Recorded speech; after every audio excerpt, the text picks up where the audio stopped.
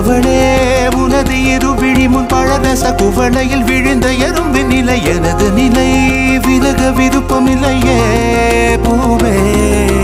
அதிசயனே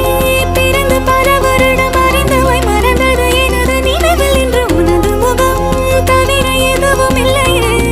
அன்பே